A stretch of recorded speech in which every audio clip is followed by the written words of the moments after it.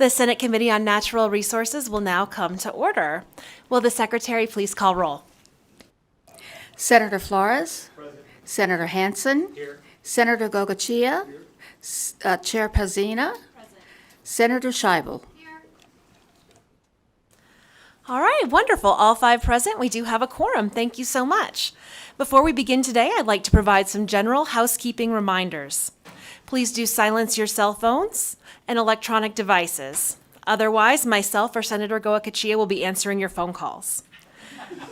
The public is advised. The public is advised that during meetings, legislators and staff are using laptops to view bills and exhibits and not being used for personal reasons. We're trying to be as paper-free as possible, so please do not think this is a sign of inattention or disrespect. Please note that we require everyone to submit exhibits in an electronic format the day prior to the meeting.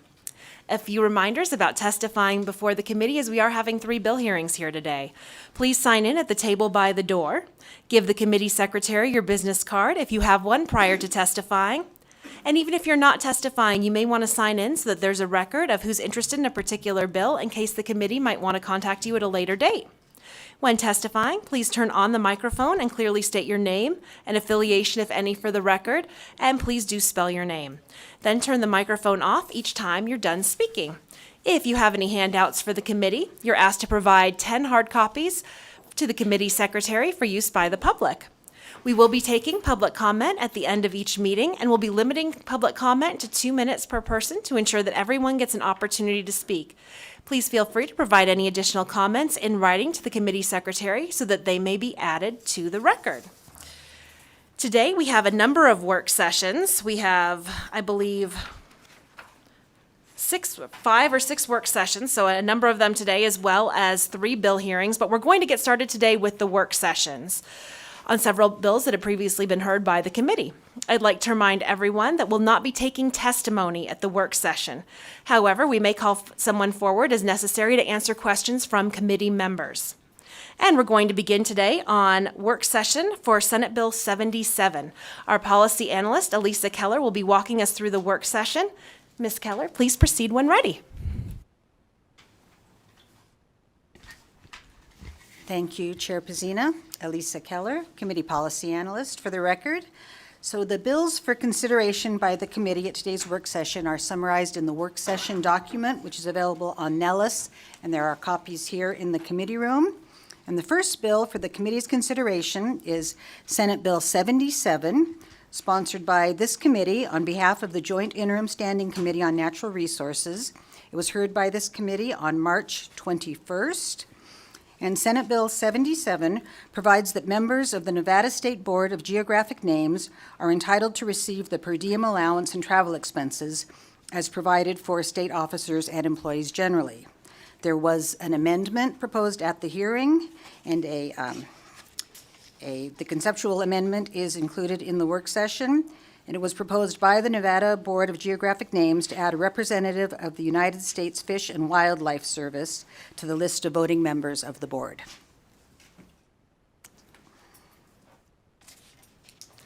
All right. Thank you so much, Ms. Keller. Do we have any questions from the committee on Senate Bill 77? All right. Seeing no questions, I'll entertain a motion to do pass as amended. Amended do pass. Thank you so much. We have a motion from Senator Hansen. Do we have a second? Second. A second from Vice Chair Scheibel. Any discussion on the motion? All right. All in favor, please say aye. Aye. Any opposed? Wonderful. I will assign the floor statement to Senator Hansen. Thank you very much. All right. With that said, we are going to move into our next work session today on Senate Bill 90. We'd like our policy analyst, Elisa Keller, to please walk us through the work session. Ms. Keller, please proceed. Thank you. Senate Bill 90 designates the Wild Mustang as the official state horse of the state of Nevada, sponsored by this committee and heard by this committee on March 7th. After the hearing, a conceptual amendment was proposed by Foley Public Affairs, and there is a copy attached of the conceptual amendment. But in summary, the amendment removes reference to the Virginia Range Management Program by deleting lines 11 and 12 from page 1, and deletes the definition of wild mustang in Section 1, subsection 2, and provides that consistent with the Wild Free Roaming Horse and Burros Act, these animals are living symbols of the historic and pioneer spirit of the West. Thank you so much. Any questions from the committee or comments? I believe Senator Goakachia had a comment. Yes, thank you, Madam Chair, and I'm going to support the bill as amended. I would still like to see a little more language in it about the need for management. Clearly, talking to the group, I'm going to tell you, as you travel the 50 corridor headed east, the only animals you'll see out there are horses, and they're not in good condition.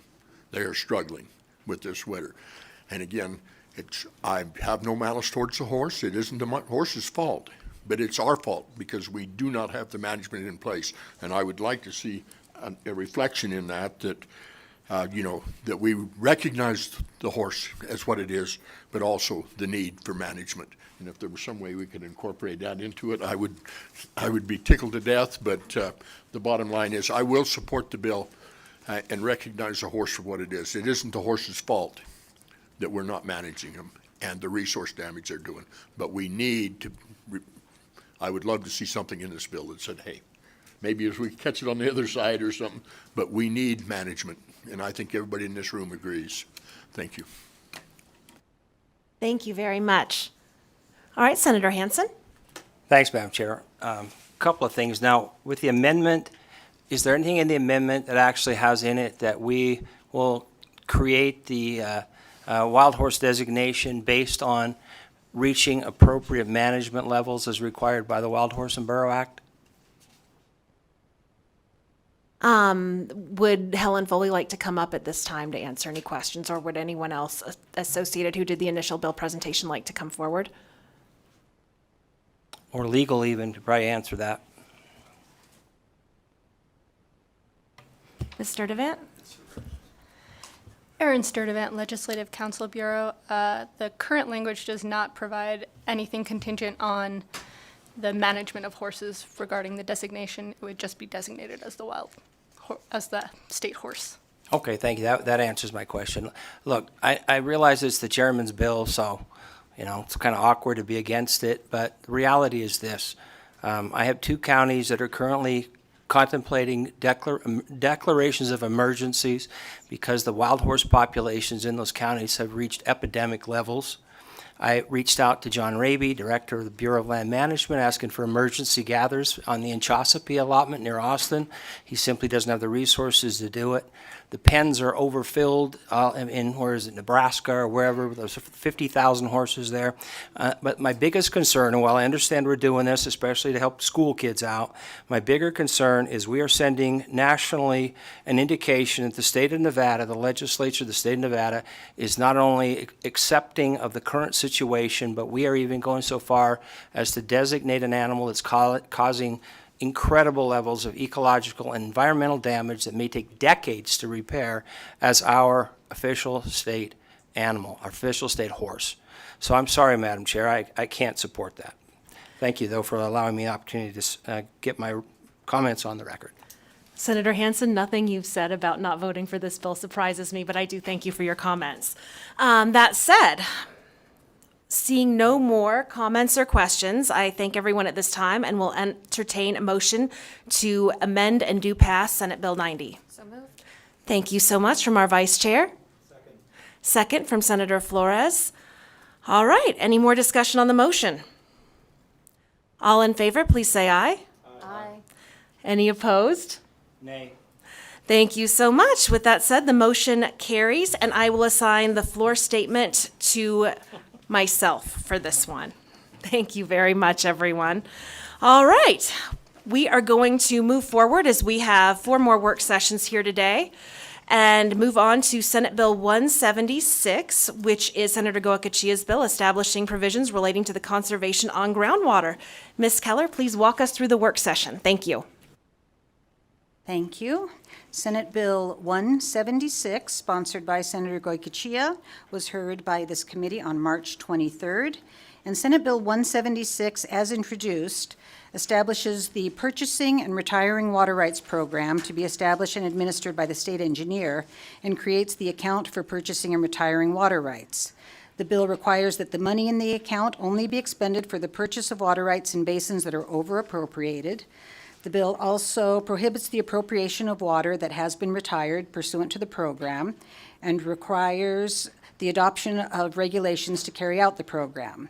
And finally, the bill makes an appropriation to the account for purchasing and retiring water rights.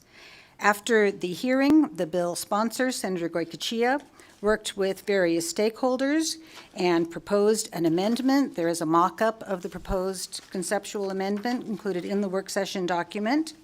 And in summary, the amendment provides that the account for purchasing and retiring water rights shall be administered by the Director of the State Department of Conservation and Natural Resources instead of the state engineer, establishes the Nevada Water Buyback Initiative to be administered by the Nevada Conservation and Recreation Program, created in the Department of Conservation and Natural Resources, creates the Advisory Committee on the Nevada Water Buyback Initiative and sets forth its membership, and directs the committee to consult with the Nevada Conservation and Recreation Program and the director, changes the term withdrawn to retired throughout the bill and provides other clarifying language changes, requires the director to adopt necessary regulations on or before July 1st, 2025, deletes Section 7 and 8 of the bill, and provides language in Section 9 to clarify that the appropriation is for the reasonable costs of the Nevada Conservation and Recreation Program in administering the Nevada Water Buyback Initiative and the purchase of water rights pursuant to Section 6 of the bill. Thank you so much, Ms. Keller. And I also want to thank Senator Goycochea because I know he worked very hard with a number of stakeholders to make this, to come to the point where we have all of these amendments. And it was really nice to see during the bill hearing how many groups came together in support of SB 176. So with that said, do we have any questions from the committee? Please. Thank you, Madam Chair. And just a few comments. I know I've seen some stuff in newspaper articles in the last week and looking at this water right retirement bill, and some people are looking at it like a golden parachute. Well, it's not. It's a lifeline. This is going to be, when you're up against it, you're truly looking at water rights that are going to be curtailed, and it gives you an opportunity, maybe as one of the stakeholders said, a softer landing, but it's going to be ugly. It's you're going to be landing on one feather, not a pillow. So the bottom line, I want to make sure people understand that this is not about buying water rights, and I do want to thank all the stakeholders that worked on this and staff, because even last night and early this morning, the stakeholders were working on this while I was doing other stuff. So I do want to thank them, and I think in the end, I hope it is something we can all get behind and recognize the fact that we are over-appropriated, over-pumped, and we've got to do something with those water rights. And this is just one tool, and then I hope we can move it because it's got to go to finance, and hopefully we can get a few dollars there to fund it and bring it forward. And again, the money will pretty much stand it up over the next couple of years and move forward. I think we've got enough separation there. There's some comfort level in the state agencies as well as the state engineer, not being the guy that says, I'm going to curtail you and I'll buy it back for $50. That probably wouldn't have worked very well. So I do appreciate all the work on this bill. Thank you, Madam Chair. Thank you so much, Senator Goycochea. And seeing no further comments or questions here from the committee, I'll entertain a motion to amend and do pass. So moved. All right, thank you. So moved by our vice chair. Do I have a second? Second. A second from Senator Flores. Any discussion on the motion? Okay. All in favor, please say aye. Aye. Any opposed? Wonderful. The motion carries, and I will assign the floor statement to Senator Goycochea.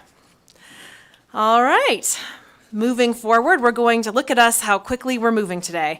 We're going to begin the work session on Senate Bill 269, Senator Orangeville's bill revising provisions related to animal cruelty, and we will have Ms. Keller proceed with our work session.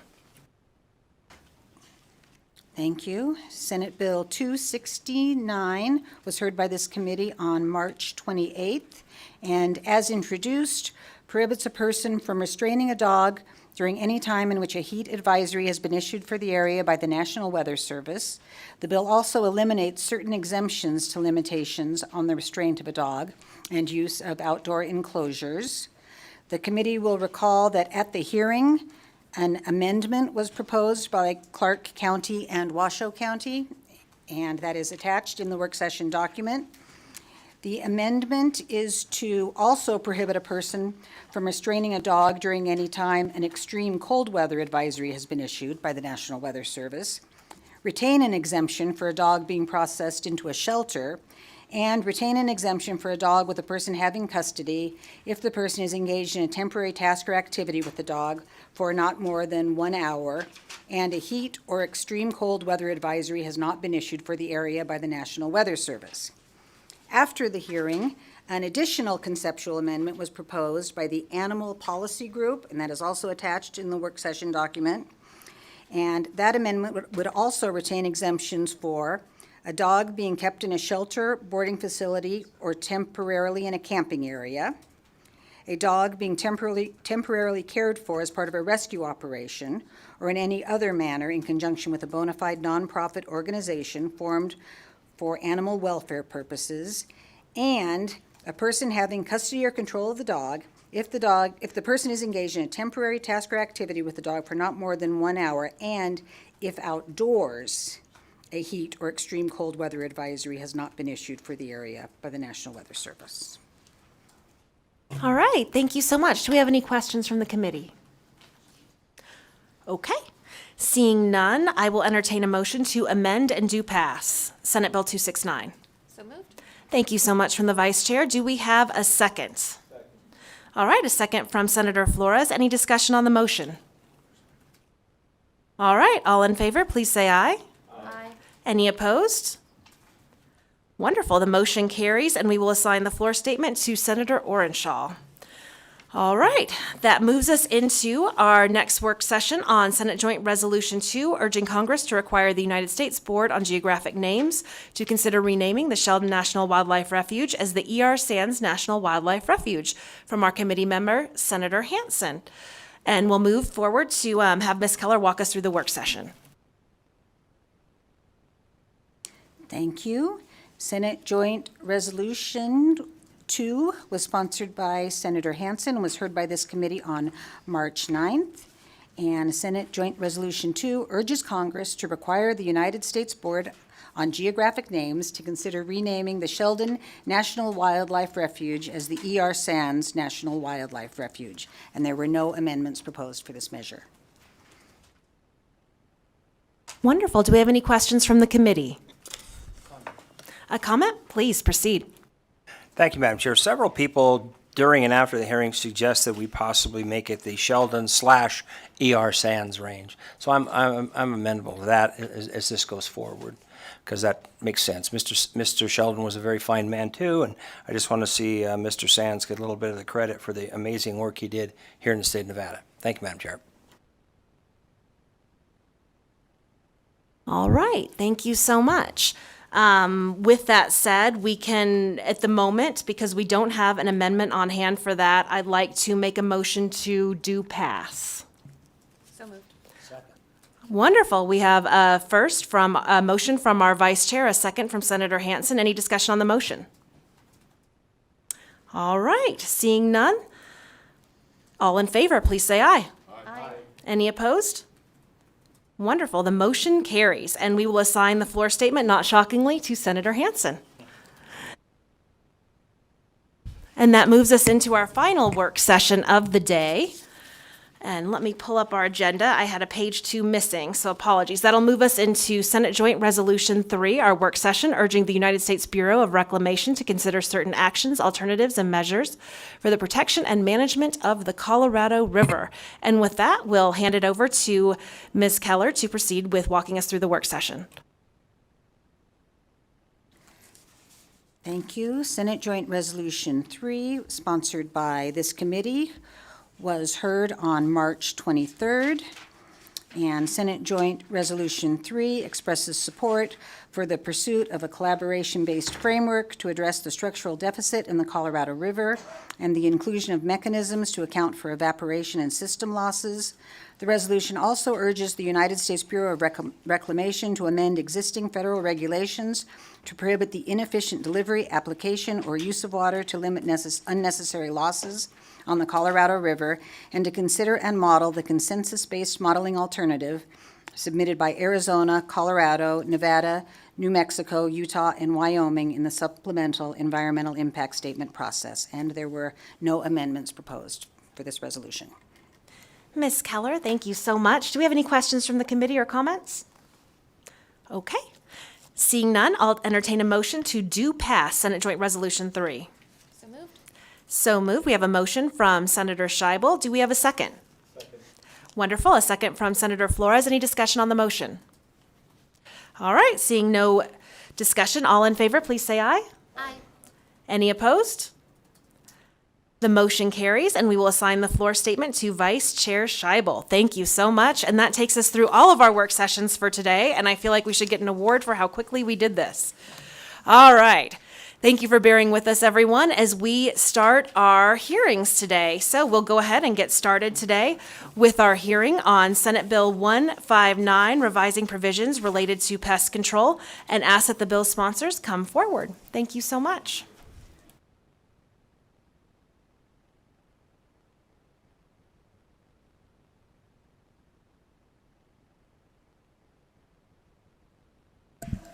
Thank you, Madam Chair. Scott Hammond and committee members. Scott Hammond, Senator from State Senate District 18 for the record.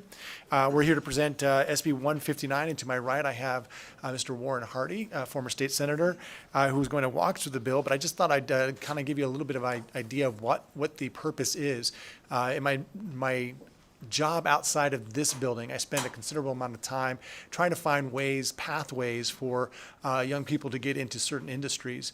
And sometimes there's barriers. And so one of the things that we're trying to do is trying to find a way for the pest management industry to attract younger people into their industry or attract workers into their industry. There's definitely a small barrier to that. They have a test, and rightfully so, the test is not easy to pass. So you want to make sure that they understand what they're doing, but at the same time, you really need to give them an opportunity to learn the industry so that they can pass that test. And a lot of times that happens when you are working in the industry, when you're learning day to day, when you're doing something day in and day out, you tend to learn and understand it a little bit more. And so, and one of the things that we saw during COVID was we saw a real need. This was one of those industries that they considered essential, and but even though it was essential, it was really hard to attract people during that time. And so this bill that we're trying to put together here is designed to try and find a pathway for people to get into the industry, learn the industry, know it really well, be able to pass the test, and then start to work in that industry. And so to that effect, I believe that we have something like this, and probably something like this in almost every industry, a really robust internship program of some sort for people to get into a pathway to get into those industries. So having said that, if I could, Madam Chair, I'll pass over the time to Mr. Warren Hardy to kind of walk through the bill and what we've done.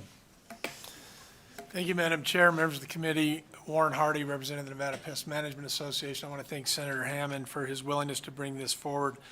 I should also indicate, Madam Chair, that my wife of 38 years is here with me, so I'm going to try not to embarrass myself for the first time.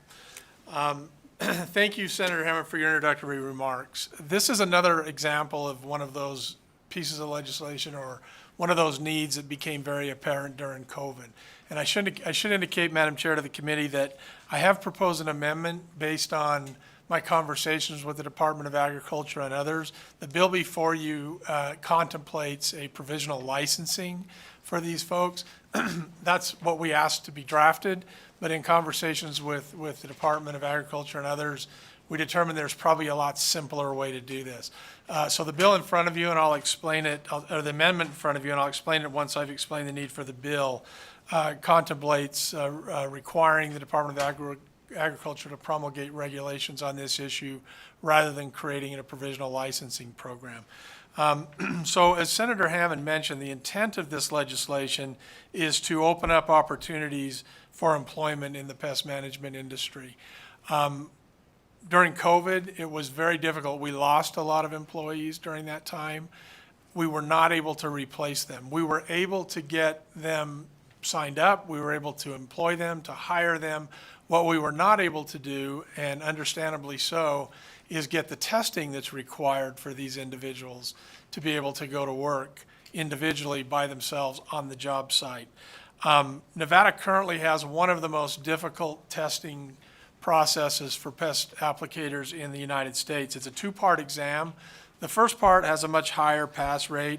It's a general exam, and a very large percentage, somewhere in the neighborhood of probably, I'm guessing, but 75% are able to pass the general part of the exam. The second part of the exam, however, is category specific, and we have a significantly high fail rate on that.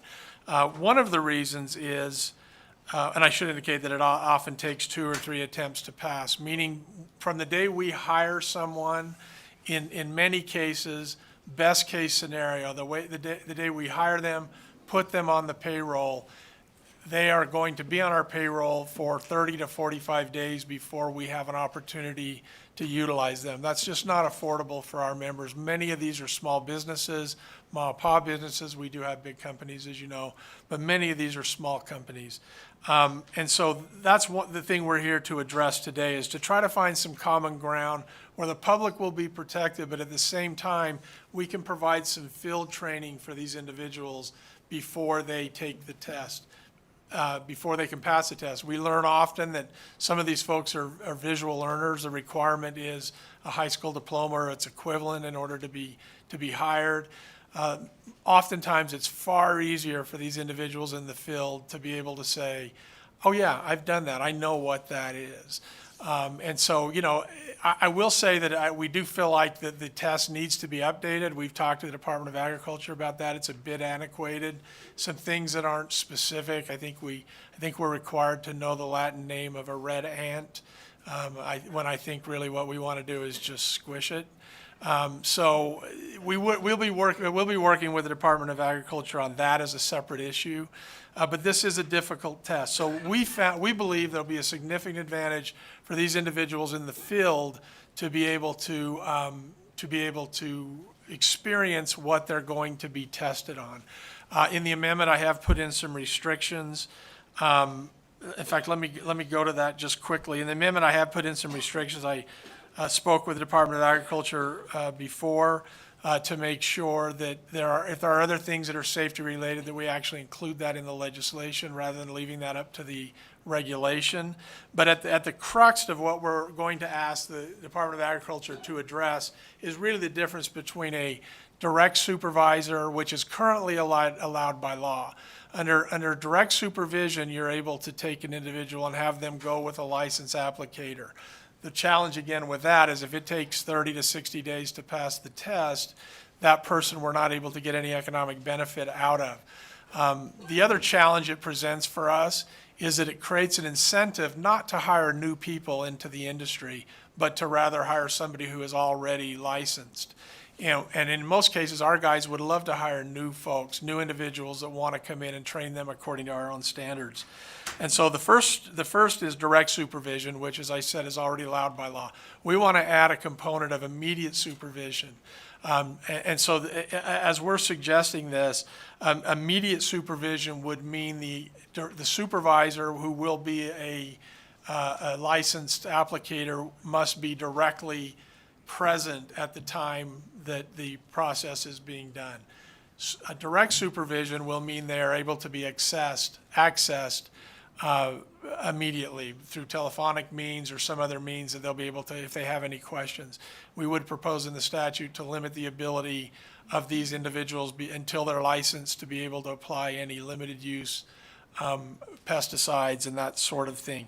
So in a nutshell, Madam Chair, if it's not too late to be in a nutshell, we're really just looking to kick this to regulation where we'll have some meaningful conversations with the public. I did ask some members of the pest management industry to be here, and if it pleases the chair, I may have Jeff Burns come up to see if I missed anything. He's a director with the association, and also here to answer. He's my call a friend if I am not unable to answer any questions. So with that, if it pleases the chair, if I could see if I missed anything, and then we'll be happy to stand for questions. Absolutely. Please proceed.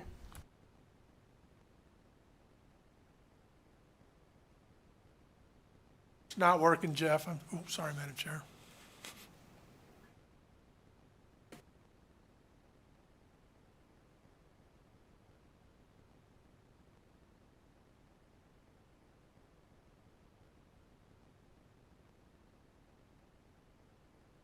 BPS, are you able to, or have someone reach out to someone in Grant Sawyer?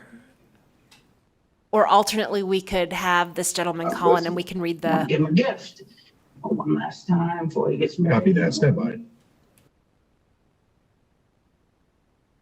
In the interest of time, Madam Chairman, I'd be happy to, Chairwoman, I'd be happy to entertain any questions until we get Jeff online. thank you. And to provide any testimony telephonically, you can have your colleague dial 888-475-4499. And when prompted for a participant ID, press the pound sign. That might be an option as well.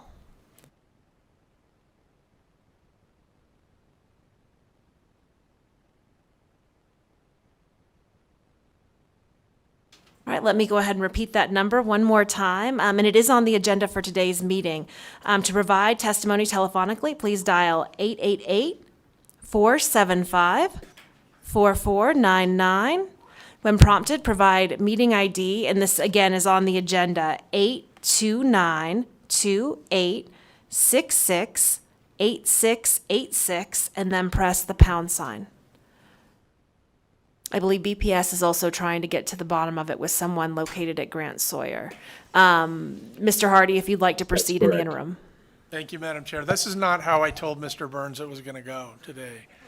I would be happy to stand for any questions. As I said, mostly he's my lifeline. The gentlemen there are from the industry and are here to speak in favor of the legislation. I don't know, I mean, most of them, but I'd be happy to entertain any questions the committee might have about the need or why we're looking at this. All right, any questions from the committee? Senator Gokachia? Yes, thank you. And I just assume this is, you're applying restricted pesticides, and so that's why you're struggling for this license or the provisional. But there has to be somebody above that provisional license that actually has their name and number on the restricted license. Yes, thank you, Madam Chair. Senator Goyachia raises a good point. We do want to, during this training period, restrict these individuals who are not licensed from applying restricted pesticides without a supervisor being immediately present. They can do the non-restricted, the other things that are more simple, more standard, but not the immediate, not the not the restricted pesticides. Those should have somebody immediately present, a supervisor. Thank you, Madam Chair. Okay, any other questions? BPS, it looks like the co-presenter is attempting to call in right now. Do you have him on the phone by any chance? Stand by.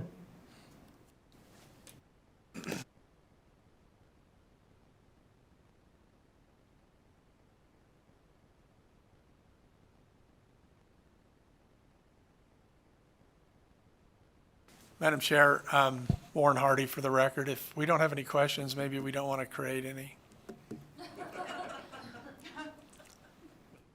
Want to testify, though? They all want to testify. They do want to testify. All right.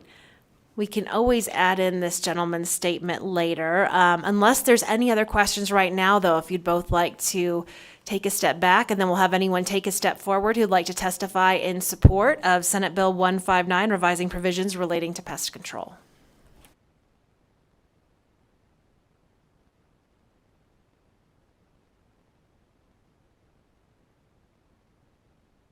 Good afternoon, Madam Chair, committee members. For the record, my name is Steve Walker. I represent Eureka County, and Eureka County is in full support of the amended version of SB 159. Thank you so much. And the vice chair just reminded me that with your wife here today, Mr. Hardy, this would be the day that everything in Grant Sawyer went haywire. Is there anyone else here in Carson City who'd like to testify in support of Senate Bill 159? I'm a little scared to see if there's anyone who'd like to testify in support in Las Vegas, considering the technical challenges we're having right now on SB 159. BPS, is there, and we're going to continue to try to get this worked out in Las Vegas. Please start speaking and we'll see Currently if have it one works. caller on the phone. Currently have one caller on the phone trying to get them up. All right, so BPS, if you have any callers in support, please have them proceed and we'll see what we can work out in Las Vegas.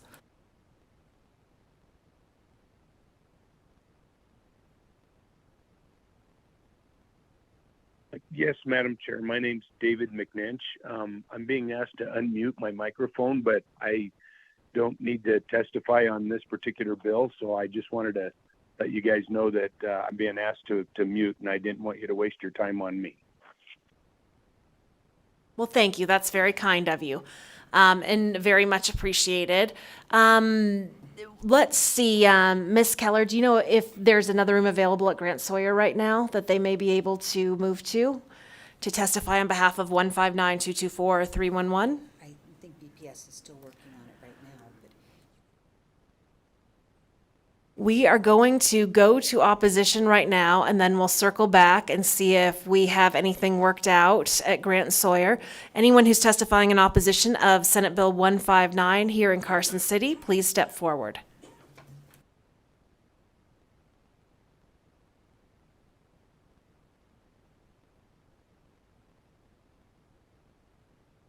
All right, BPS, anyone on the phones other than the very kind gentleman who spoke with us a moment ago, who's here in regards to 159 to testify in opposition? If you would like to testify in opposition to SB 159, please press star 9 now to take your place in the queue.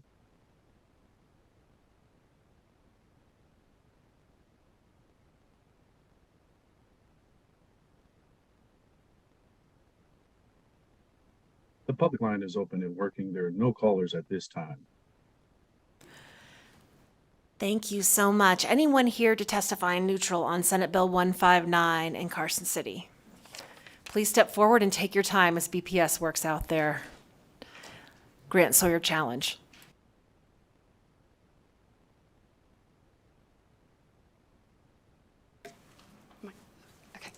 Hi, for the record, Ashley Jepson. I'm with the Nevada Department of Agriculture, and I appreciate the sponsor and Mr. Hardy working with us on this. I wanted to provide a little bit of information to kind of help connect some of the dots, and then we're happy to work with them on regulation. We certainly want to see opportunities for businesses. We certainly support our pest control companies. We just want to make sure that public safety and environmental safety and the safety to the users isn't compromised somewhere in the mix. So we've come up with some ideas that I think we can definitely explore more in pursuing this in regulation. And I appreciate their flexibility on that too, and some of the things that they have recommended. I just wanted to clarify, currently in our statute and regulations, commercial pest control applicators are limited to immediate. This would be, meaning those are the people that have to be there directly overseeing what they're doing physically, whereas they're proposing to try to modify that to direct. Federal law does allow for direct supervision, but there's a lot of additional criteria for the person that they're basically working under. So those are things we've talked to with Mr. Hardy on that might be some options that we can look at to try to make sure that the safety piece is not missed along these lines. I also just wanted to mention we are auditing all of our testing, trying to make sure that they reflect the needs of industry. Big things that we see on the failure rate is reviewing the label and making sure that they understand the label and how to mix the materials properly to make sure they're not over applying a toxin, essentially. So we are trying to make sure that it's reflective of what's needed to protect our public and environment. So with that, we look forward to working with Mr. Hardy on regulation and, again, making sure we can hit the mark. So thank you. Thank you so much. Do we have anyone else here in Carson City who'd like to testify in neutral on Senate Bill 159? BPS, anyone over the phones who'd like to testify in neutral on Senate Bill 159? If you would like to testify in neutral to SB 159, please press star 9 now to take your place in the queue.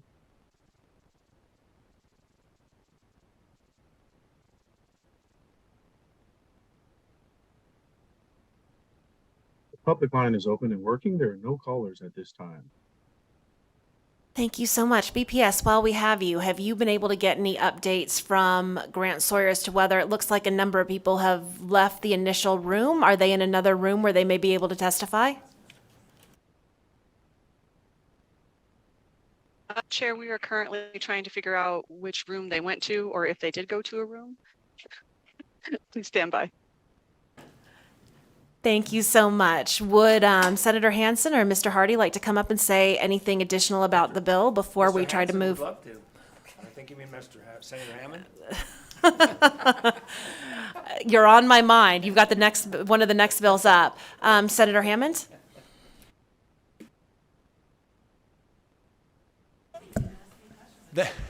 Thank you, Madam Chair, for the opportunity to say a few things, but I don't want to belabor this because obviously we've lost some of the industry experts. But again, for me, it's about making sure that we have pathways, trying to get these folks into the industry. And sometimes when you're there and you're actually working and you're applying, you remember these things a little bit more, and you could probably pass the test. I'll pass it over to if there's any. Thank you, Madam Chair Warren Hardy.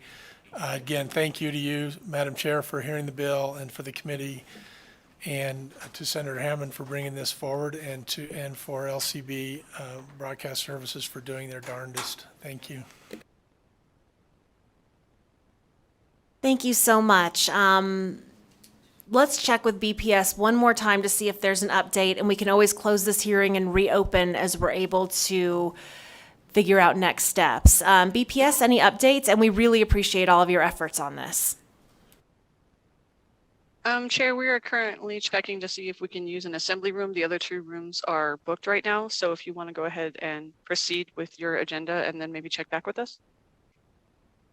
All right. Thank you so much again to Senator Hammond and to Mr. Hardy for presenting Senate Bill 159. For now, we're going to close the hearing on Senate Bill 159 and hope that we might be able to get a number of those members into an assembly room and finish out that testimony at a later time. But we're going to close that hearing and open the hearing on Senate Bill 224, revising the membership of the Board of Wildlife Commissioners, and ask Senator Goicoechea to step down to the table and start that presentation, and hope that he doesn't have too many people waiting in Las Vegas.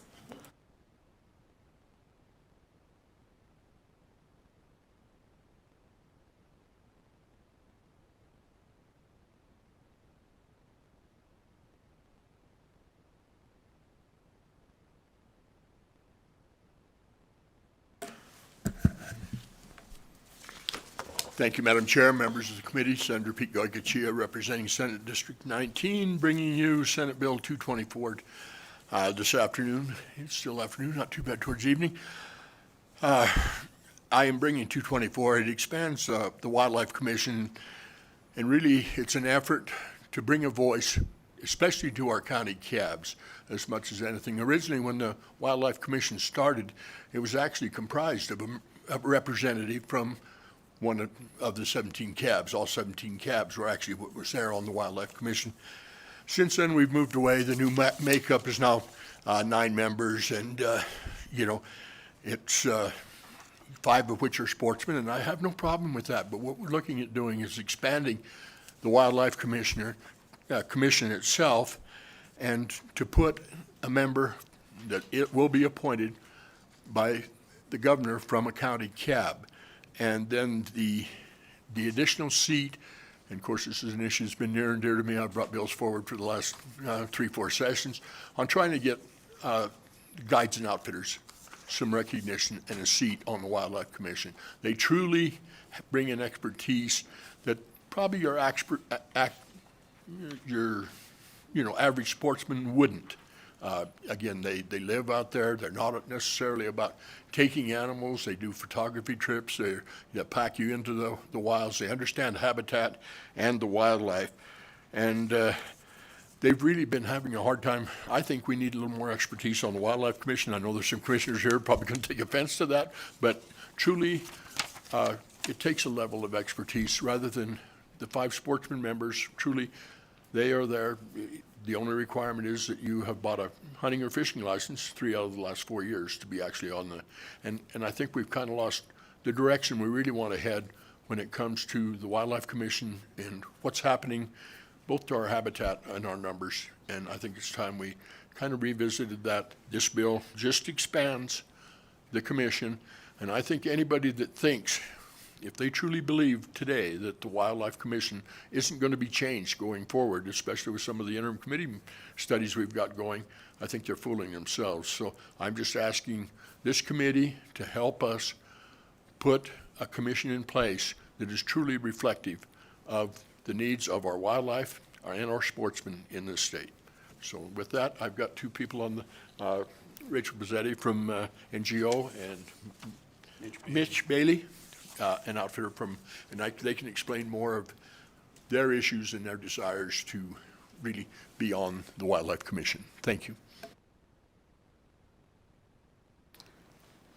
Thank you, Madam Chair and committee members. Thank you, Senator Gogachia, for bringing the bill to the committee. My name is Rachel Bazzetti. I am the secretary for the Nevada Outfitters and Guides Association, as well as my husband and I operate an outfitting business in northeastern Nevada, right at the base of the Ruby Mountains. Senate Bill 224, as explained by Senator Gogachia, expand the State Wildlife Commission by 2 members, one being a licensed master guide and the other a county advisory board member. In my mind, this bill clearly takes a stab at expanding the oversight and transparency that are much needed within the Commission and the Department of Wildlife. Throughout the years, the Commission has made policies and regulations that have adversely affected our guide industry, mostly financially. Let me give you a little bit of history. In 2004, the Wildlife Commission proposed to remove the second draw opportunity for non-resident hunters. That's the majority of our business is non-resident hunters, and it was removed. That slashed many of the outfitters' annual income that year and for years to come as well. In 2018, the Wildlife Commission approved a change in their draw system, which was supposed to be more friendly, but in the meantime, they told outfitters that they would no longer be able to receive the saleable list, which, again, it was a successful saleable list, so the outfitters send brochures saying, we hunt these elk in this area that you've drawn. So it's basically soliciting those members, offering our services if they were so inclined to hire a guide. But again, they decided that we could not receive the saleable list, and that again slashed the opportunity to sell their services as well. The decision by the commission cost the Nevada Outfitters no less than $500,000 in lost revenue that year and for years to come. In 2019, the legislature, the association proposed at the legislature of 2019, the Wildlife Commission, the Nevada Outfitters and Guides proposed that we create an advisory board to the Wildlife Commission so that we could advise them when outfitting issues came up. And they persuaded and went testified against us on creating that board as well. So as you can see, over the last decade, the Wildlife Commission does in fact make policies that are affecting our business. And it only seems plausible to put a licensed master guide. It would not be a member of our association strictly. It would be a licensed master guide through the state of Nevada that would sit on there if this bill were to pass. There are over 100 master guides licensed in the state who all have a really good understanding of wildlife. They spend a lot of time in the field. I would say any master guide on a given day, on a given year, is out there at least 100 days in the field, not just for a week or two during their tag. So they really have a good grasp of what's going on. They hunt multiple species. They hunt antelope, elk, deer, sheep, goats. They're knowledgeable about the resource, and they're aware of what's going on with the numbers when it comes to hunting. They work from sunup to sundown. They're scouting, they're preparing camps, they're saddling horses, they're getting equipment ready, they're hunting. So the sportsmen have a safe and exciting outdoor experience with the guides.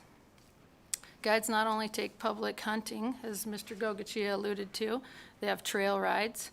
We do photography expeditions, we do fishing trips, and overnight camp trips. So it's very important to keep these businesses financially sound and sustainable. Expanding the Wildlife Commission by 2 members would ensure that there's diversity and some transparency and sufficient oversight within the State Wildlife Commission. Currently, there's already a ranching representative on there looking out for their interests, a farmer representative, a conservationist, and 5 sportsman seats, so that totals 9 seats total. We're only asking that 2 more seats be added, both that would ensure grassroots participation, as well as it would expand the knowledge base and serve as a real asset when they're dealing with issues and when the commission's making those wildlife management decisions. I sincerely hope they'll take time to look at this change in the existing statute and take it into consideration. At this time, Madam Chair, I would take any questions if there was some. Thank you. Thank you. Do you have one additional presenter first who you'd like to? Okay, great. Thank you so much. Mitch Bailey for the record. Thank you for having me, Madam Chair and committee members. I'm a little conflicted by this whole thing, to be quite honest with you, and I'm going to go back just a little bit and share my history with this bill. Initially, as a member of the Guide and Outfitters Association, I've been outfitting in Nevada for 30 years, trapping Nevada, hunting Nevada, fishing, and outfitting in it. Surprisingly, I was contacted by senior leadership at the Department of Wildlife that I must do something to curtail the objective of getting a guide or outfitter on the commission. Why they felt that I had that influence, I guess I'm influential. I guess it's my membership, it's 30 years, the relationship I have with sportsmen's groups, Trappers Association. It's not my first time testifying down here in support of hunting or trapping issues. So I guess I was caught a little off guard because, first and foremost, why would senior leadership of the Department of Wildlife expect that I wouldn't be in favor of that? And so that was my question. And shortly thereafter, I was contacted by chairpersons of the Wildlife Commission urging me to do the same thing.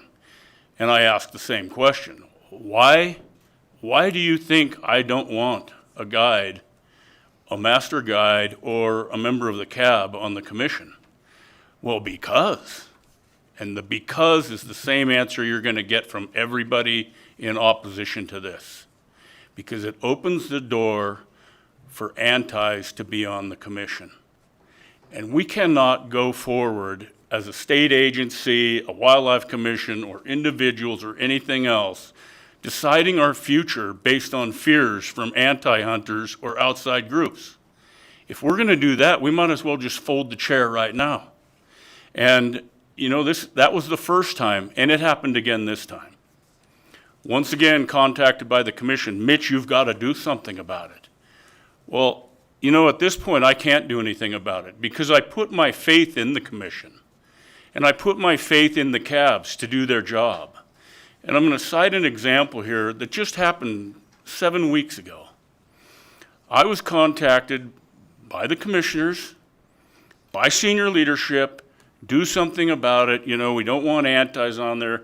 Man, we can make something happen to get a guide on the commission without opening it up and adding seats.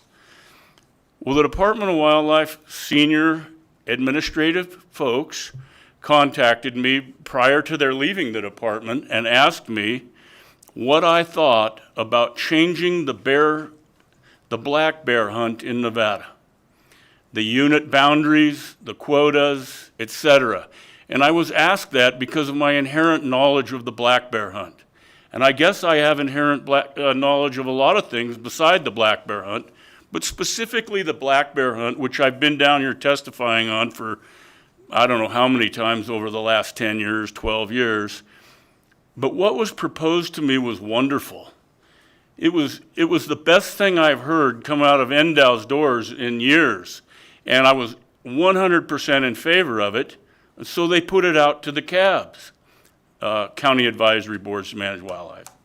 So I go to the Washoe Cab meeting, and I had been contacted by members of the cab that day.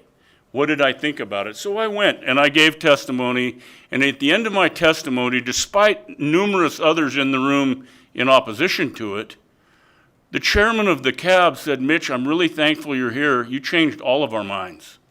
This is a great thing." And I said, "Yes, it is." And so the next day, because of another obligation I have with another job, I wasn't able to attend the commission meeting. It wasn't the next day, it was 2 days later. Anyway, I was up in northern Washoe County doing some projects for another entity. And before I left, I messaged 2 members of the commission and told them I was in favor of it. The changes were the best things NDOW has done in years, and I didn't go.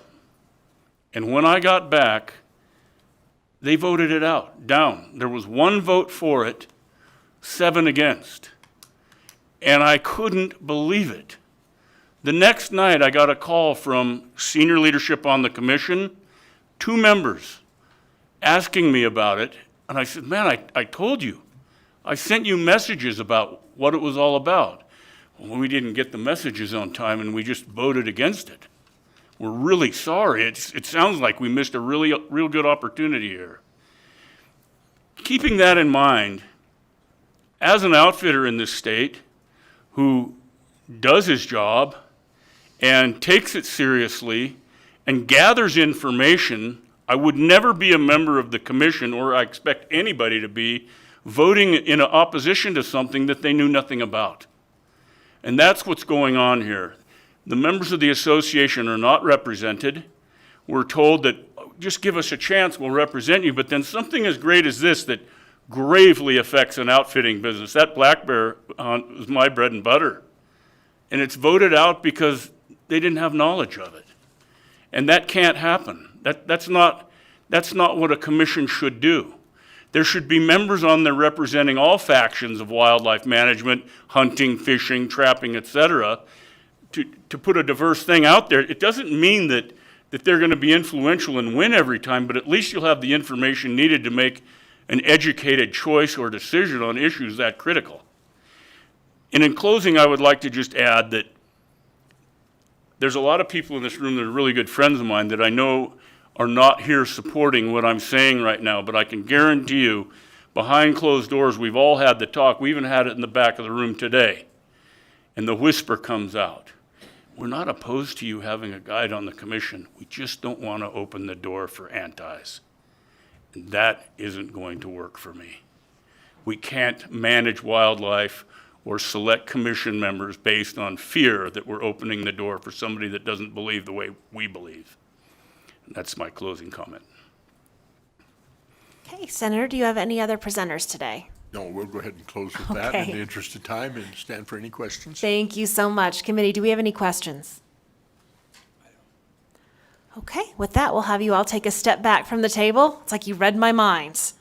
And we'll have anyone coming up in support of Senate Bill 224. I would also like to let everyone know who may still be at the Grant Sawyer Building that we have switched rooms from 4412E to room 4406.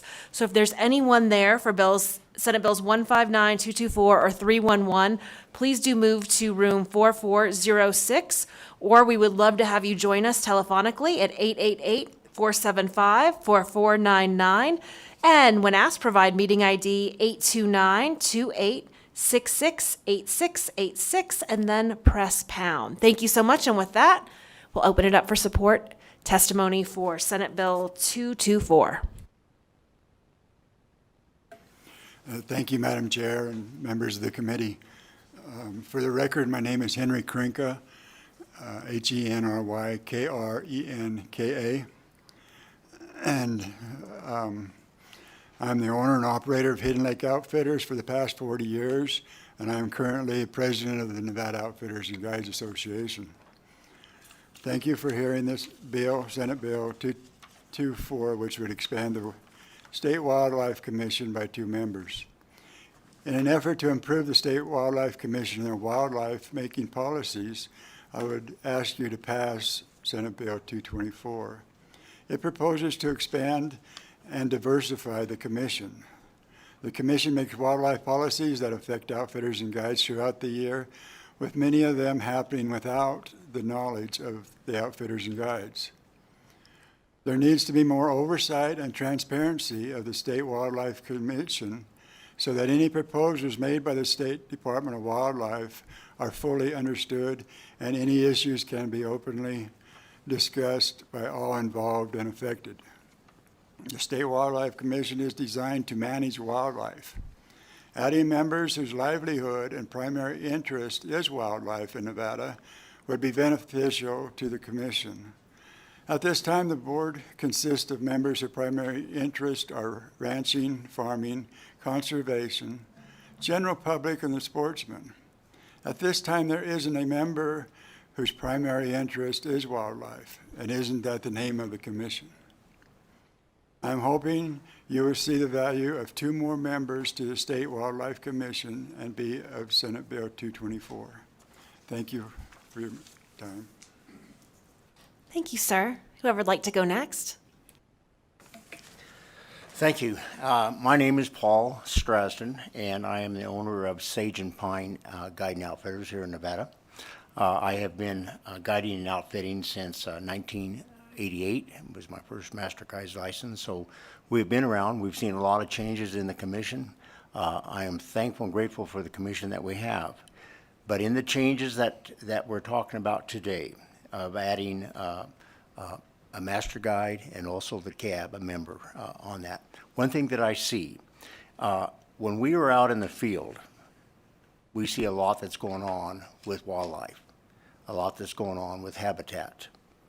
And that's probably the main thing for the Wildlife Commission to look at. And so in that response of being out there in the field, you see a lot that's going on. You can see the declining of herds, or in areas that the herds are in excess. You can see where the habitat is really failing, and it might be because of weather and so forth, but it might be because of poor management, overgrazing, and therefore things like that. So I would encourage you as the committee, Madam Chair, thank you for allowing me to just speak for a moment here, but I would encourage you to pass this to where that, I believe the outfitting industry could be a great asset to the commission, and also from the cab, because they see a lot of what's going on out in the state of Nevada. They have biologists and so forth, but they're very few. And as already was mentioned, I believe from Rachel earlier, there's over 100 master guides, so they have to cover a lot of the territory in the state of Nevada. So it is my encouragement to you to pass this bill, SB 244, that would allow for an addition of 1 master guide, licensed master guide, and 1 member from the CAB, from the County Advisory Board. Thank you. Good afternoon, Madam Chair, committee members. For the record, Steve Walker, representing Eureka County. Eureka County is in full support of this bill. All right, thank you so much, gentlemen. If you'd like to step back, we'll have anyone else come forward who'd like to testify in support on SB 224. And I would also remind everyone who has not had a chance to testify, who might be listening in over Zoom at this point, who was in Las Vegas, to please submit your testimony to the Senate Natural Resources Committee, and we would love to get that posted. Thank you so much again. All right, anyone else? BPS, anyone over the phones? If you would like to testify in support of SB 224, please press star 9 now to take your place in the queue.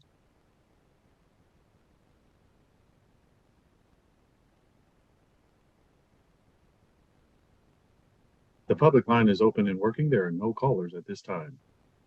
All right, thank you so much. I don't see anyone coming to the table in Las Vegas. So with that, we'll move forward to any testimony in opposition of SB 224. Please come forward to the table.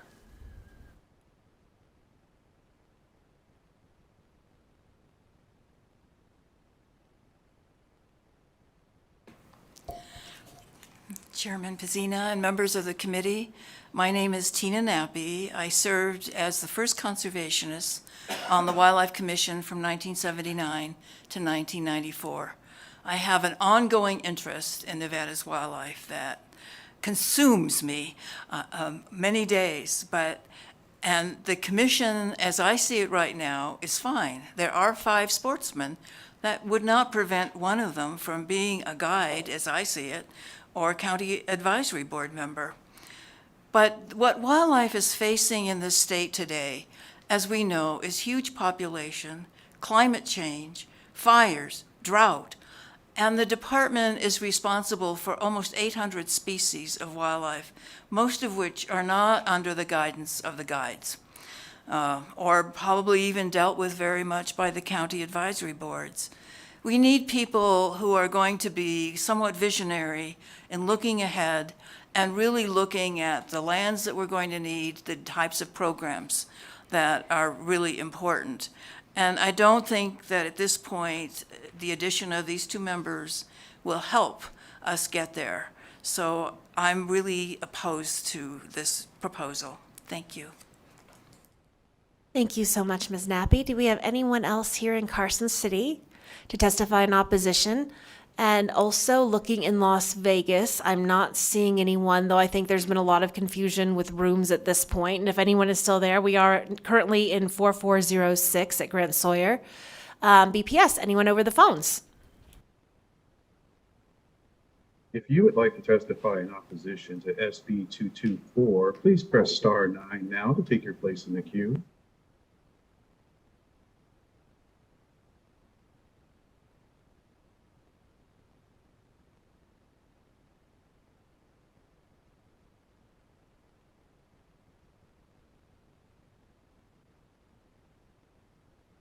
Good afternoon. My name is Toby Tyler, a volunteer member of the Sierra Club's Legislative Committee.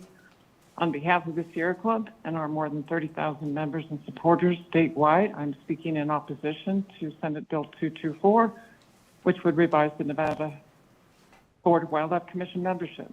We urge you to oppose SB 224 because the revisions proposed are unnecessary. What is the rationale for putting a hunting guide and a county advisory board person on the commission? A hunting guide on the commission would represent a total of 77 people that are currently on the master guide list that are licensed in Nevada. Why is this representation warranted? This bill would worsen an already unjustified bias among commission membership toward consumptive users. The commission should become more balanced and representative of the diverse population of the state, not less. Public trust doctrine establishes a trustee relationship of government to hold and manage wildlife, fish, and waterways for the benefit of the resources and all the public. Most of Nevada's population are non-consumptive users who enjoy seeing wildlife in its natural habitat and leaving it be. As trustees of wildlife held in public trust, commission membership should represent non-consumptive values with greater representation. This bill would do the exact opposite. Legislators have the duty to ensure that wildlife commissions reflect the broad range of public interest in wildlife. For these reasons, we urge you to oppose SB 224. Thank you. Okay, thank you. BPS, is there anyone else on the phones in opposition of SB 224?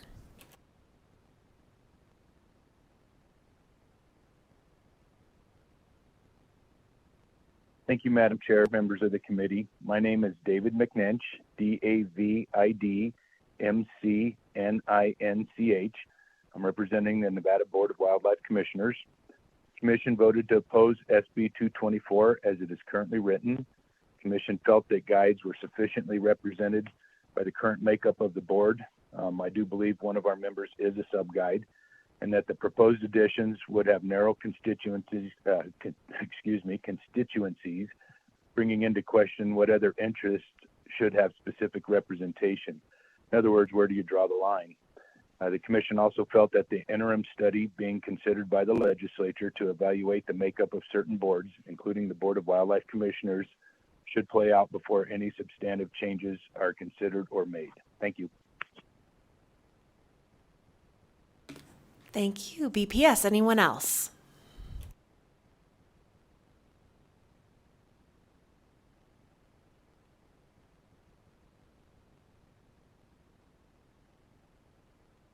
Thank you, Madam Chair. This is Patrick Donnelly, Great Basin Director with the Center for Biological Diversity. We are opposed to this bill. While we heard about the sort of injustice inherent in not having a guide on the board of wildlife commissioners, that is hardly the only injustice inherent in the composition of that board. The Wildlife Commission is overwhelmingly slanted toward consumptive users of wildlife, including being a majority hunting license holders already. This means that the commission reaches decisions that benefit hunters above other users. The commission is also overwhelmingly rural and tends to have a gender and racial makeup which does not reflect the diversity of Nevada. We do agree that the composition of the Wildlife Commission needs to be revised, but we disagree that the primary issue of concern is the absence of a hunting guide on the commission. There's another bill before you this session, SB 88, which would instruct the Interim Natural Resources Committee to study the composition of state commissions, including the Wildlife Commission. This would provide a democratic venue for us to examine the current composition of the Wildlife Commission and how it might be modified to better suit the needs of Nevadans. This may include adding a guide to the commission. This may also include changing the geographic or demographic compositions of the commission. The last thing we need right now is to further entrench hunting interests on this commission. So this bill is premature, and instead of supporting this, we urge you to support SB 88, which will address this issue and far more pressing issues with the composition of the Wildlife Commission. Thank you. All right, thank you, BPS. Anyone else over the phones in opposition of Senate Bill 224? There are no callers choosing to testify at this time. All right. With that said, is there anyone who'd like to testify in neutral on Senate Bill 224, either here in Carson City, if they've found their way over to 4406 in Las Vegas, or over the phones?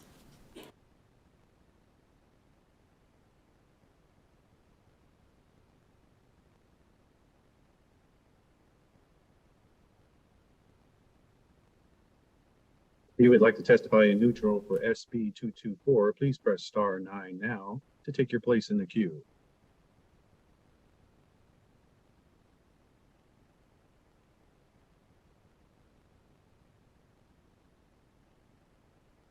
The public line is open and working. There are no callers at this time. Thank you. Senator, would you like to come up and make a closing statement?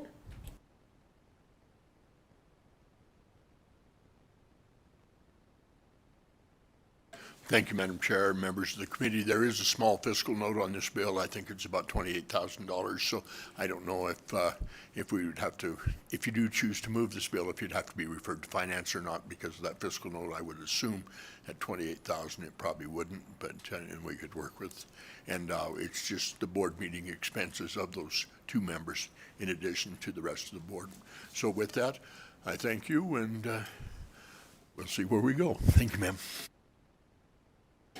Thank you so much. And we are going to trade out Senator Gokachia returning to the dais and have Senator Hansen come to the table as we're going to close the hearing on Senate Bill 224 and open the hearing on Senate Bill 311, revising provisions relating to wildlife. So Senator Hansen, this time, not Senator Hammond, Senator Hansen, please come up to the table with any co-presenters and get started as you're ready. Okay, thank you, Madam Chair. I'm Ira Hansen, representing Senate District 14, which includes 34,000 square miles of the state of Nevada. One of the biggest issues by far in my district is the issue of outdoor recreation. What we've been trying to do, we actually have in Nevada, we call them 150,000 season ticket holders that are people who have hunting, fishing, or trapping licenses in those rural parts of the state. It's a very significant part of the economy. What's happened over the years, though, is because the makeup of the people that participate in that has become older. I'm 62 years old, and I'm probably about an average person in that season ticket holder bracket. And we've been attempting to do for a long time is to encourage more youth to come into the field. I think everybody recognizes there's all sorts of interesting problems with youth because there's so many recreational opportunities of different types of things out there, most of which unfortunately are sedentary in nature. The obesity issues with our kids has expanded dramatically. So one of the things that folks have been trying to do is come up with some ways to get kids out in the field doing all sorts of things. One of those things is hunting and fishing. And some of the obstacles that come in the way, that become somewhat barriers in allowing them to do those things, will be addressed today in this bill. For starters, the bill basically is in two portions. The first portion deals with the ability of somebody like myself who gets a big game tag to be able to give that tag to somebody under 18 years of age. We do have a conceptual amendment we're going to share with you. This bill was brought forward on behalf of the gentleman sitting to my right, Mr. Rex Flowers, who will kind of walk you through the concept behind it and why we decided we thought we'd bring this forward, that portion of it. The second portion on the hunter safety I will address, but with your permission, Madam Chair, I'd like to have Mr. Flowers now have an opportunity to explain the bill. Thank you, Mr. Flowers. Please proceed. Thank you, Madam Chair and committee members. To begin with, on the conceptual amendment, I've talked to Senator Hansen, and in the fourth line, we want to delete where it says any person who is under 18 years of age and replace it with a resident junior hunter.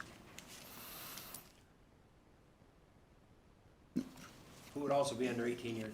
Yeah, and I'll get to that on the junior hunters, but SB 311 is going to authorize the Department of Wildlife Commissioners to establish a program whereby big game tags can be transferred to junior hunters. And junior hunters are already defined in NAC 502.063. The actual program itself will be set up through NAC as the eligibility, bonus points, fees, any of that stuff. So that will be done at commission level. This statute just is broad to only allow for the commission to do that. Nevada's had a junior hunt program for over 20 years, and we've always had more applicants than we have tags available. Today, the gap is getting wider and wider. The problem is that our deer herds are down. That is really our bread and butter. And what's happened is the deer herds have come down. The junior hunters, their applications have increased. Now we can't set quotas and sell tags for something that isn't there. So with herds down, tags are down. This is all done through Policy 24 and NDOW's internal document, Management Objectives and Guidance for Hunt Seasons. After NDOW sets quotas, those quotas go out for public input. Sportsmen, sportswomen, cabs, they all meet. They all send recommendations into the commission. And most generally, where junior hunters are affected, people make recommendations to increase the quotas for junior hunters and take that opportunity away from the adult hunters. There's nothing wrong with that. It's a great deal. We want to preserve our heritage, our culture. Today, like I say, the deer herds are down. We have lack of habitat. We have drought. We have wildland fire. We have lack of management of wild horses and burros, or feral horses and burros. As I said before, junior hunter applications are up by over 15%. Their quotas are down. Their quotas are down by over 15%. This bill, SB 311, is not going to eliminate that problem. But at the very least, it will allow more junior hunters an opportunity to hunt based on the generosity of adult hunters, and it will have no further impact on the resource. I'm open for questions. Okay, thank you. Madam Chair, on that point too, this is not, members of the committee, this is not a new concept. This is already in law. This simply expands the ability to give them to some additional people. There are already provisions in place the commission has worked on to allow people to give them in certain circumstances. This simply expands that a little bit. And again, the goal, frankly, is to allow more younger people to get out in the field. I mean, that's the main focus of this entire bill. Now, the next portion of it I'll cover, that is, as of January 1st, 1960. If you're born January 1st, 1960 or current, and I was born in October of 1960, you have to take a hunter safety course. And I remember very distinctly in the summer of 1972 taking the hunter safety course. The world's changed a lot since 1972. There are so many things for kids to do outside of this.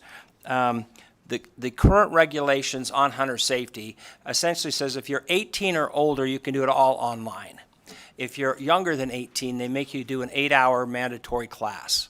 I got involved in this because, of course, all of my sons and one of my daughters went through hunter safety, and now 4 of my grandchildren have, including 2 of my granddaughters.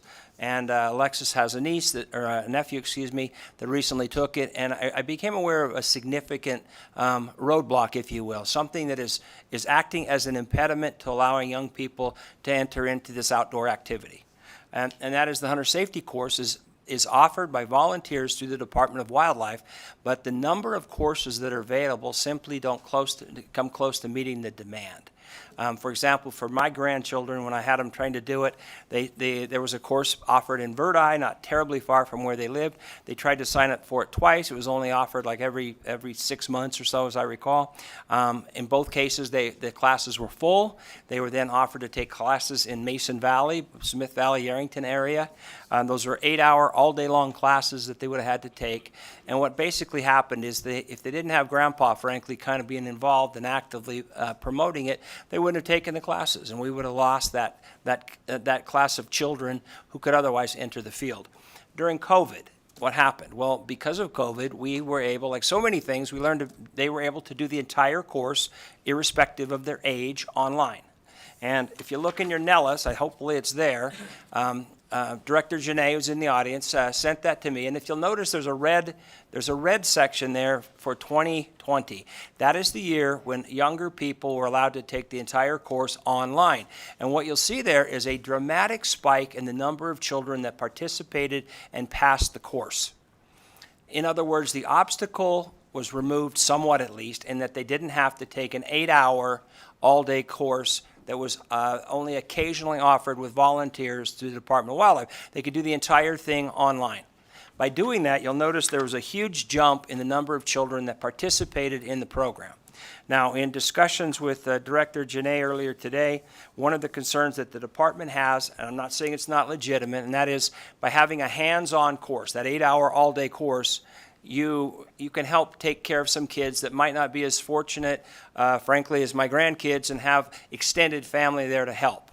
The problem with that argument is it's highly likely that the kids that do participate in the class have at least some family member that has a sportsman hunting background and deals with things like firearms and so forth. So I would suggest, while we are, of course, always want to err on the side of caution when it comes to things like hunting accidents, we also need to recognize the fact that we are losing a huge cohort of younger people that would otherwise enter into the sportsman ranks. So the real purpose behind that portion of the bill, which is simply to allow the entire course, as it was during 2020 COVID, to take the entire process online rather than forcing them to do an 8-hour course that, like I said, NDOW does it all through volunteers, and it's become increasingly difficult, and I've discussed this with them, to even get the volunteers. The caliber of people giving the course is also, frankly, questionable. I sat through several of these myself, and their knowledge on certain wildlife management issues and things were honestly questionable.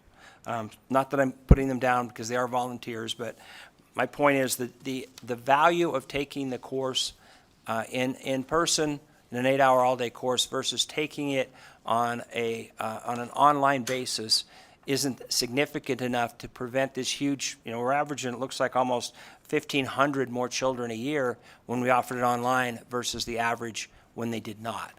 So to me, the benefits of doing it all online greatly outweigh the potential risks that may have occurred had we not, if we kept it like it currently is. So with that, Madam Chair, that's pretty much the gist of the bill. Our focus here is to expand the number of young people that have an opportunity to participate in the great outdoors of the state of Nevada. Outdoor recreation, for my rural districts especially, is a huge component of the outdoor recreation industry, and we want to certainly see that expand and create as many opportunities as possible for the younger generations of the state of Nevada. And with that, we'll be happy to answer any questions, Madam Chair. Okay, I do have a couple questions, and I don't know yet if the committee does in addition. You mentioned the conceptual amendment earlier in section 1. So just to confirm, that junior hunter is under 18, is that correct? Yes, according to NAC, a junior hunter, Say your name. what? Tell them their name. Rex Flowers for the record. A junior hunter is defined as an individual who is 12 by the first day of the hunting season and does not turn 18 until after the last day of the hunting season. Thank you so much. And my question regards to the online education. What guardrails are in place? I've heard a lot of educators share the challenges they had of learning during COVID in the classrooms and that students weren't retaining the knowledge as well. So I would just want to make sure that the guardrails were in place for that online education as opposed to being in person. Thank you, Madam Chair. Ira Hansen again. The reality is that if you're 18 and up, you already can do it all entirely online. And they haven't seen any evidences that by doing that, there was an expansion in people getting in hunting accidents that are 18 and up. So the guardrail that's in place actually is the program itself is still online. And even frankly, if you sat through an all-day 8-hour course one time in your life, that doesn't change your experiences in the field to the degree you would expect. The reality is, like myself, I was taught when I was 5 years old by my grandfather about hunting, firearms, firearm safety, how to correctly shoot. So, and when I went and took the course when I was 12 years old, or 11 actually at the time, the amount of knowledge that I got compared to what I actually received in the field from the people I was with was absolutely minuscule. And since we haven't seen any spike in accidents after doing everything online for anyone 18 or under versus the ones that are 18 and up, it's kind of minuscule. So the guardrails that are in place, I think, are well beyond what the course would offer anyway in a physical sense, because these guys will get they have to still pass the same tests online. And while it is true there won't be somebody standing there literally handing them a gun or something like that, they will still get all the basic fundamentals of gun safety through that online course. Thank you. One other question on the tags as well. When someone passes, and again, this is not my wheelhouse, when someone, shocking, I know to everyone in the room, when someone passes a tag down to a junior hunter, do they no longer have that tag? So they would need to apply for a separate big game hunting tag?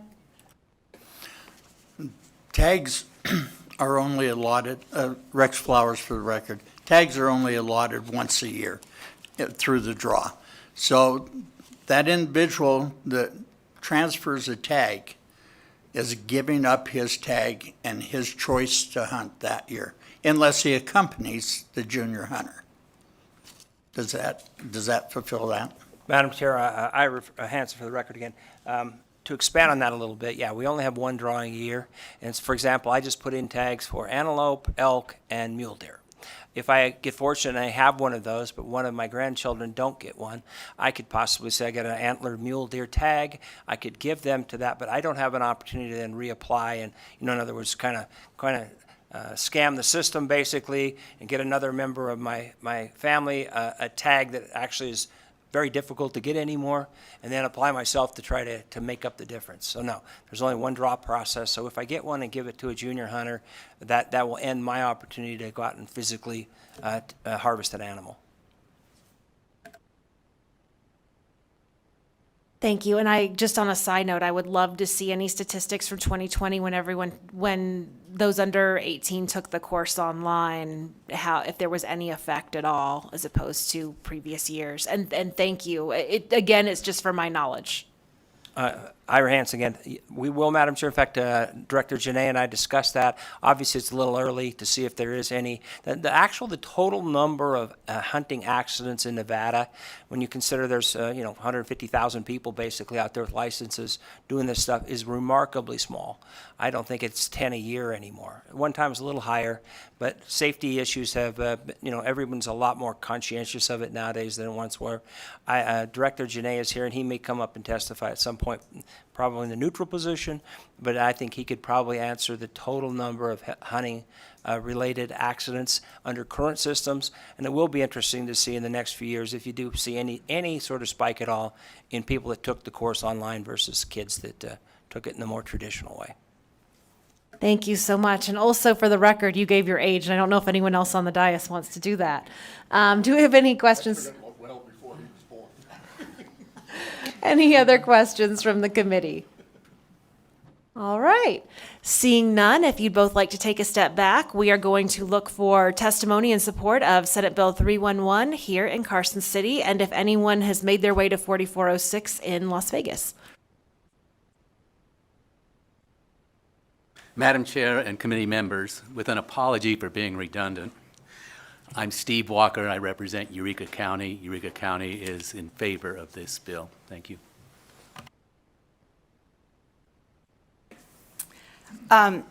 Madam Chair and committee members, Karen Boger.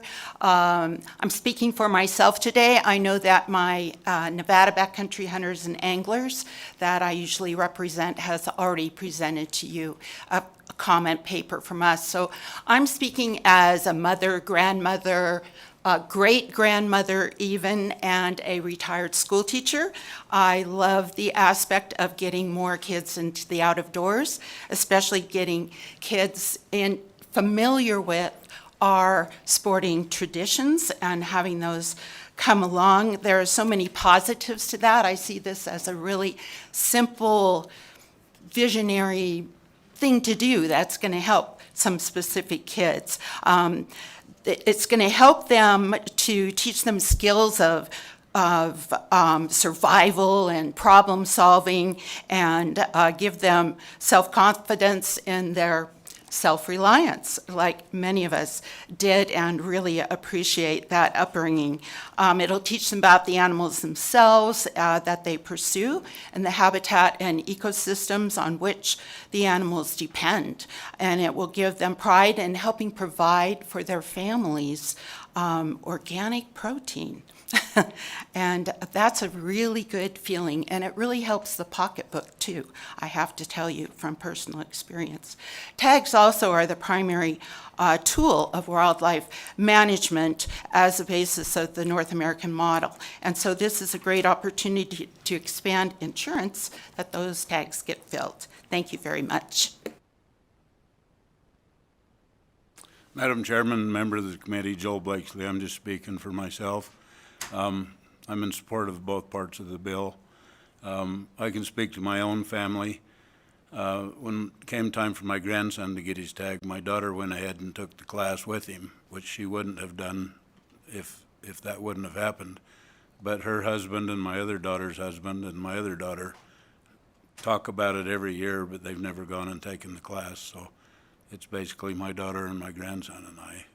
And they all want to do it, but they just don't do it. So thank you. All right, thank you. Anyone else in support on Senate Bill 311? Please step forward to the table here in Carson City. It doesn't look like anyone decided to change rooms in Las Vegas. BPS, do we have anyone on the phones in support of SB 311? If you would like to testify in support of SB 311, please press star 9 now to take your place in the queue.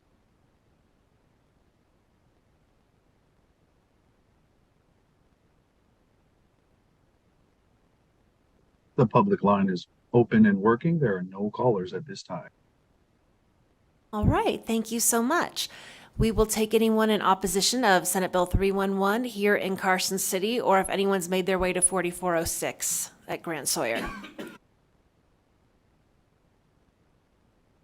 BPS, anyone on the phones?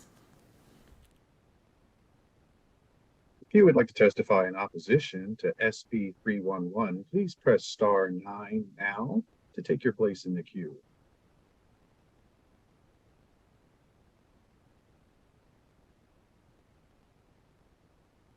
The public line is open and working. There are no callers at this time. Thank you very much for checking, and we will move to neutral testimony on Senate Bill 311 in Carson City. No one in Las Vegas. All right, BPS, back to you. If you would like to testify in neutral for Senate Bill 311, please press star 9 now to take your place in the queue.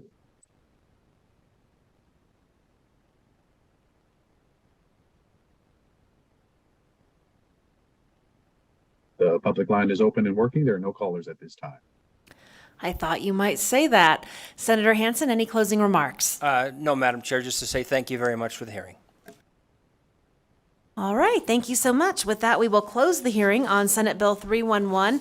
And before we move to our last order of business, which is public comment, I would like to extend a huge thank you to BPS, to the staff, both here in Carson City and Las Vegas, for doing everything they could to troubleshoot, to find us a new room in 4406. And for anyone who is listening to us over Zoom who had to leave Las Vegas, please do submit your testimony online to the committee secretary. We thank you so much for making the effort to come out, and we apologize and thank our staff for working through and troubleshooting for us. And with that said, let's move to public comment. As a reminder, public comment is limited to 2 minutes per person, but please feel free to submit additional written comments to the secretary so that they may be added to the record. Is there any public comment here in Carson City?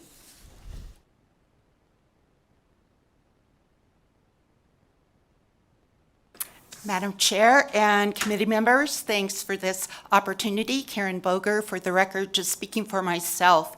And as a retired teacher, I come up with these ideas and frustrations, and I don't know if you have much power over this, but being the Natural Resource Committee and Nevada being the public land state of the lower 48, it's my abiding hope that this committee will always closely examine each bill that comes before you with a lens of how might this impact, for good or ill, the health of our public lands. And every conservationist knows every living thing out there, inclusive of our wildlife and those horses, depend on the health of those lands for the health of their very own lives. So I view it as being part of your responsibility to try and bring education to the public, as well as to yourselves and all of us in the room who are listening to presentations, and consider about the condition of the lands that we all own together. And to that public education end, we hope that you will use any applicable opportunity to invite the experts who have the responsibility for management of the lands, management of the wildlife, to always come and just give you input to how they feel that bill is going to impact you, and give the science-based information. Also, I would like to see that in those sorts of bills, maybe every bill, you should have a feed from ELCO at the very least to provide their comments, because I feel that our rural populations do not have as much access to your ears as the rest of us. And I think today there was a missed opportunity to do that. Thank you. Thank you so much. Do we have anyone else here in Carson City who'd like to make public comment? Anyone in Las Vegas? PPS, do we have anyone over the phones to make public comment? If you would like to provide public comment, please press star 9 now to take your place in the queue.